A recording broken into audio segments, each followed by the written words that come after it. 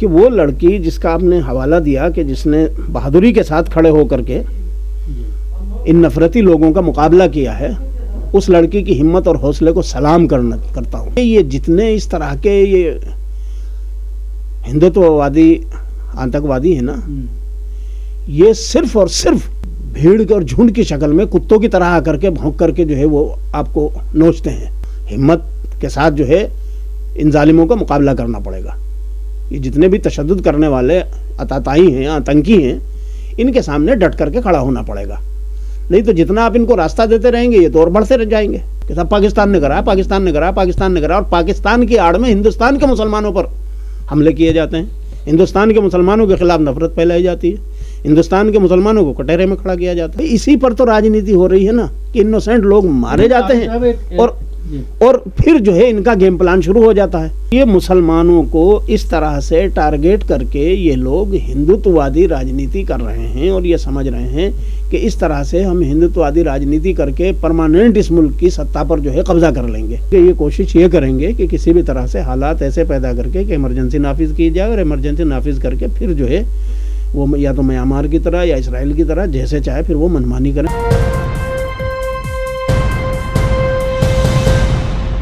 एक लड़की का वीडियो वायरल हो रहा है, नैनीताल की गैर मुस्लिम लड़की मुसलमानों को हक में बोलती हुई नज़र आती है, वो भीड़ वहाँ से भाग जाती है। तो सवाल ये खड़ा हो रहा है कि जब इस तरह का मामला सामने आता है, किसी मुसलमान को रोका जाता है, पीटा जाता है, तो हाथ जोड़ते हुए नज़र आते हैं, लेकिन उस एक अकेली औरत के सामने सैकड़ों की जो भीड़ थी हिंदुवादी संगठनों की, वो भाग खड़ी हुई, वो डटकर खड़ी हो गई और ये कहने लगी कि आप मुसलमान को क्यों मार रहे हैं, जिसने रेप किया है उसको पकड़ लिया है पुलिस ने, तो बाकी लोगों को क्यों मार रहे हैं, उनकी दुकानों पर तोड़फोड़ क्यों कर रहे हैं। तो उसके बाद सब भाग खड़े हुए। आज उस लड़की को रेप की घटना जो है थ्रेट दी जा रही है।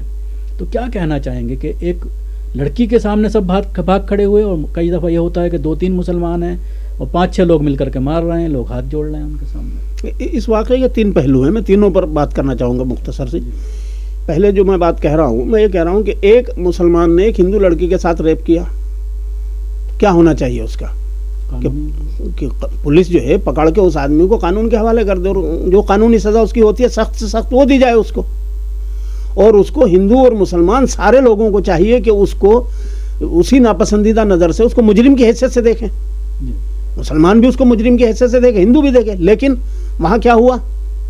वहाँ ये हुआ कि एक मुसलमान के जुर्म करने के नतीजे में उन्होंने इनोसेंट तमाम मुस्लिम मार्केट पर, दुकानों पर, अफराद पर मार पीट तोड़ फोड़ एक तरफा ऐसा यलगार बोल दी जैसे कि हिंदू मुस्लिम की जंग हो रही है, हिंदुस्तान पाकिस्तान की जंग हो रही है और पुलिस खड़ी हुई तमाशा देख रही है। इस पर जो बड़ा हैरतनाक जो पहलू है वो ये है कि पुलिस जो है बिल्कुल तमाशाई बन जाती है ऐसे मौके पर। अरे भाई तुम नौकरी किस बात की कर रहे हो? क्या यही लॉ एंड ऑर्डर कायम कर रहे हो तुम कि एक खास किस्म की सोच वाले नफरती चिंटू जो है वो मुसलमानों के ऊपर हमले करें और तुम तमाशा देखते रहो बैठ करके, खड़े हो करके? तो इसका एक पहलू बहुत खतरनाक ये है। दूसरा, इसमें से एक सवाल ये निकलता है कि क्या इससे तुम जराइम को रोक रहे हो या बढ़ा रहे हो? और क्या इस पूरी कम्युनिटी का कसूर था उसमें? क्या उससे उस लड़की को इंसाफ मिल जाएगा जिसके साथ रेप हुआ है? उसका कोई फायदा है इसमें या पूरे समाज का नुकसान है?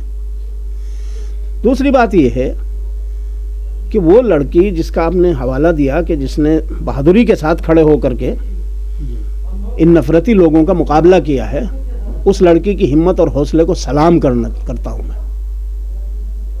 और ऐसे लोगों की सराहना की जानी चाहिए।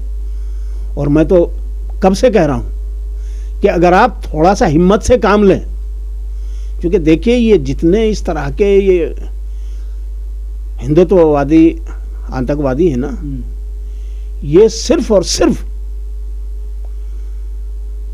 भीड़ और झुंड की शक्ल में कुत्तों की तरह आकर के भौंक करके जो है वो आपको नोचते हैं।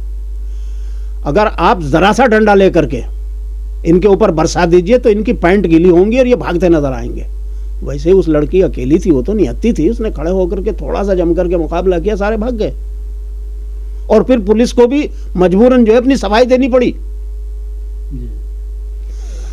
तो एक तो हमारे समाज को थोड़ा सा जो है हौसले और हिम्मत से काम लेना पड़ेगा। ये नहीं कि साहब किसी को कोई आकर के मार रही है भीड़ और लोग खड़े हुए तमाशा देख रहे हैं, यही नहीं पूछने की जरूरत है कि साहब क्यों मार रहे हैं। और अगर दाढ़ी टोपी वाला है या उसकी मुसलमान की शनाख्त दायर हो रही तब तो और नहीं है। तो एक तो ये तर्ज अमल ख़त्म करना पड़ेगा, लोगों को हिम्मत के साथ जो है इन जालिमों का मुकाबला करना पड़ेगा। ये जितने भी तशद्दुद करने वाले अताताई हैं, आतंकी हैं, इनके सामने डट करके खड़ा होना पड़ेगा। नहीं तो जितना आप इनको रास्ता देते रहेंगे ये तो और बढ़ते रह जाएंगे।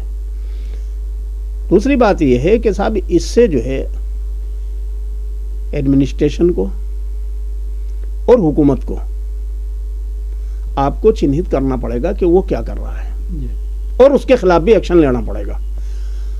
कहीं ना कहीं 2-4% ही सही अभी कोर्ट में कुछ जान बाकी है। हाई कोर्ट ने उत्तराखंड के इसी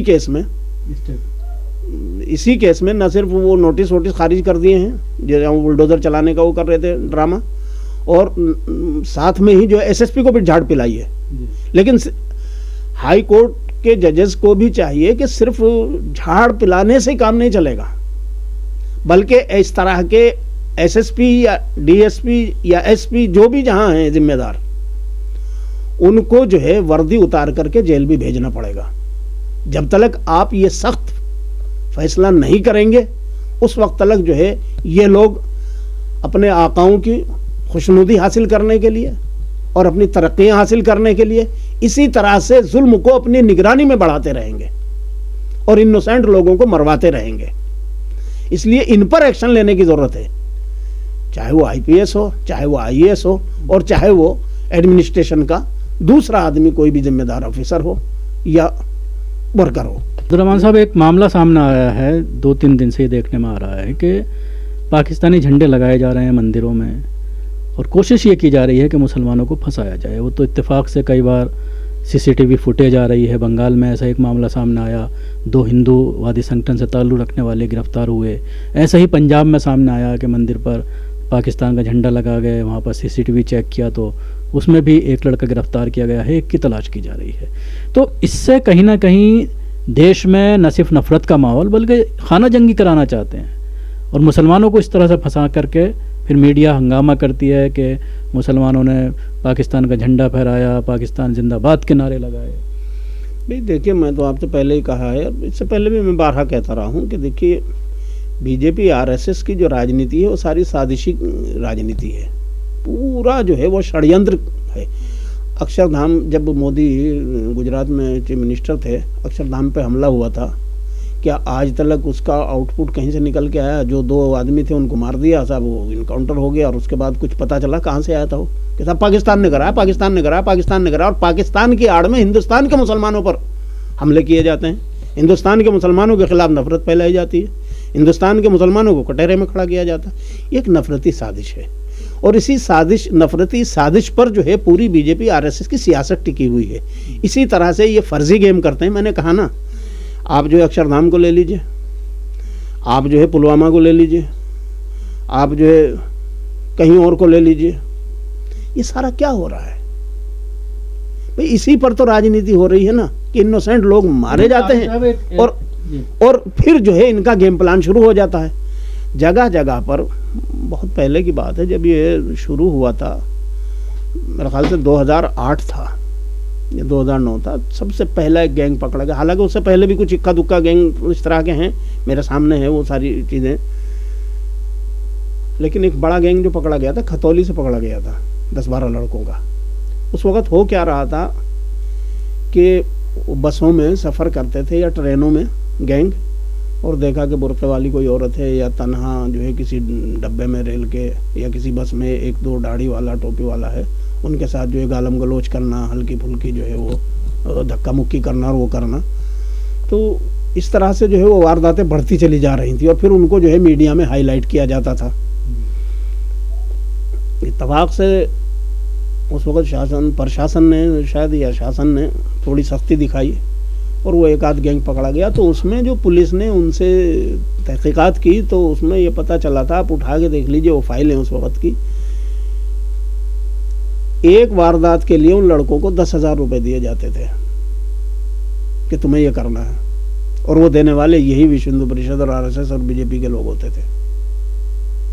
तो इतने मुनज्जम तरीके से ये सारा जो खेल चलाया जा रहा है ये बहुत प्री प्लान है, और ये मुसलमानों को इस तरह से टारगेट करके ये लोग हिंदुत्ववादी राजनीति कर रहे हैं, और ये समझ रहे हैं कि इस तरह से हम हिंदुत्ववादी राजनीति करके परमानेंट इस मुल्क की सत्ता पर जो है कब्जा कर लेंगे, और हम जो हिंदू राष्ट्र का अपना सपना है वो कर लेंगे। और ऐसे नहीं होगा, इन्हें दिख रहा है कि ऐसे नहीं होगा तो खाना जंगी कराएंगे, ताकि जो इंसाफ पसंद हिंदू हैं, जो सेकुलर जहन के, जो सेकुलर सोच के हिंदू हैं, वो भी परेशान होकर के इन अताताइयों के सामने बोल ना पाएं, वो खड़े हो जाएं खामोश।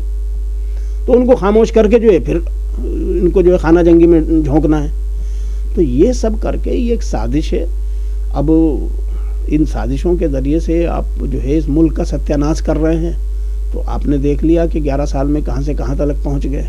अगले साहब जो दिन पूरा अटैक हुआ उसके बाद लगातार मीडिया ने जिस तरह से इसको हाइप किया, और बार बार ये हो रहा था कि बस अभी हमला हो गया, उधर पाकिस्तान का मीडिया भी लगातार हमले की बात करता और आज तक कर रहा है, और वहाँ की सरकार तो बार बार ऐसा लग रहा है कि खुद ही अगर भारत ने हमला नहीं किया तो वो लोग हमला कर देंगे। और उसके बाद ये देखने में आ रहा है कि जब भारत का रुख थोड़ा सा जिस तरह से शुरू में नज़र आ रहा था उस तरह का नहीं रहा, तो फिर जो एक अंधभक्त थे सोशल मीडिया पर वो कहीं ना कहीं इसको लेकर के परेशान हैं और मोदी को गाली देते हुए नज़र आ रहे हैं। तो ऐसा लग रहा है कि उनका कैडर अब कम हो रहा है।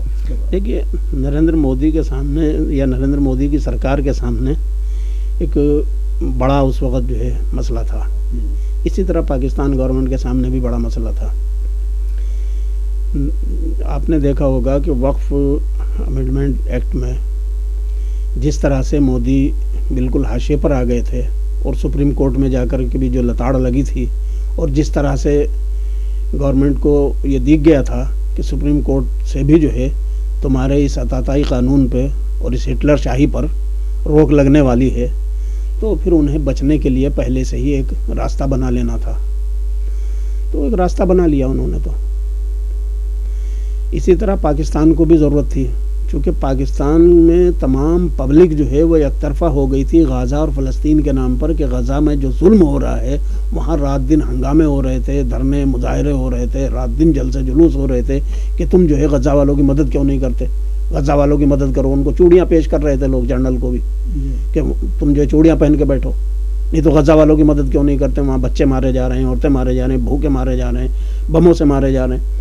तो उन पर दबाव ये था, इन पर दबाव ये था। और इसराइल के दोनों दोस्त हैं, वो गुलाम हैं, ये दोस्त हैं। इसराइल के मोदी जी दोस्त हैं, पाकिस्तानी जो हुक्मरान हैं वो गुलाम हैं उनके। तो दोनों की ज़रूरत एक जैसी थी। उन्होंने भी जो है अपनी जान बचा ली। अब उनकी पब्लिक भी जो है हिंदुस्तान पर अटैक करो, यहाँ भी जो है पब्लिक के वो मुसलमानों पर अटैक करो और पाकिस्तान पर अटैक करो। अच्छा, पब्लिक ने तो इनकी यहाँ पे जो अताताई इन्होंने हिंदुत्वाई पाल रखे हैं, इन्होंने तो जगह जगह पब्लिक पे जो है कहीं कश्मीरियों पर, कश्मीरियों के अलावा गैर कश्मीरी हिंदुस्तानी मुसलमानों पर जगह जगह जो है वो हमले शुरू कर दिए हैं। और फेरी वाला, सब्ज़ी वाला, फलां वाला, कारपेंटर और वाल पेंटर, तमाम जो है मेसन, तमाम लोगों को जो है कि तुम मुसलमान हो जाओ यहाँ से, हम तुम्हारे से काम नहीं कराएंगे। अरे यार, तुम ये नफरत फैला करके जो है कोई मुल्क का भला कर रहे हो क्या? बीजेपी का भला कर रहे हो? मोदी की गवर्नमेंट को शेल्टर मिल गया है। अब 15-20 दिन आप देखिएगा ऐसे ही चलेगा। अच्छा, इनको एक फ़ायदा ये हो गया कि बिहार के चुनाव में उसका फ़ायदा भी उठाना है, चूँकि तो मोदी जी तो पहले से कहते हैं ना कि आपदा को अवसर बनाओ, तो ये तो आपदा बनाते हैं और आपदा को अवसर बना लेते हैं। तो इन्होंने तो अपने दोनों टारगेट पूरे कर लिया, इलेक्शन का भी फ़ायदा होगा और उधर से जो है वो चेहरा भी बचा लिया। और बकौल शख्स है कि अब हो सकता है कि आप देखिएगा कि 5 तारीख को जब सुप्रीम कोर्ट की तरफ से जो है वक्फ अमेंडमेंट एक्ट पर सुनवाई होगी, तो हो सकता है कि उस पर परमानेंट स्टे लग जाए। और स्टे लग जाएगा तो ये भी मुमकिन है कि मोदी साहब कहें कि साहब मैं सुप्रीम कोर्ट के फैसले का स्वागत करता हूँ। अच्छा, उधर जो है वो जाति जनगणना शुरू कर दी, तो यहाँ लोगों को मारकाट में लगा दिया, खून बहाने में लगा दिया, नफरत में लगा दिया, और ख़ुद जो है जनगणना, जाति जनगणना में लग गए। तो ये डबल गेम जो है खेल करके ये मुल्क को देखिए खाना जंगी की तरफ तकरीबन ले जा चुके हैं। अब वो देखते हैं वक्तन फ़वक्तन जो है वो इसको पढ़ते रहते हैं, कोशिश करते हैं कि अभी कहाँ तक क्या ये मौका आ गया कि वो कर दें, क्योंकि ये कोशिश ये करेंगे कि किसी भी तरह से हालात ऐसे पैदा करके कि इमरजेंसी नाफिज की जाए, और इमरजेंसी नाफिज करके फिर जो है वो या तो म्यांमार की तरह या इसराइल की तरह जैसे चाहे फिर वो मनमानी करें। मनमानी तो अभी भी हो ही रही है, लेकिन अभी कहीं ना कहीं कुछ ना कुछ थोड़ा बहुत लोगों का बोलना चालना, आपका जो है माइक लेके घूमना, ये सब चल रहा है। फिर ये सब ये चाहते हैं और इनकी सोच है कि ये सब पर जो है प्रतिबंध लगा करके फिर हम अपना खेल खेलें।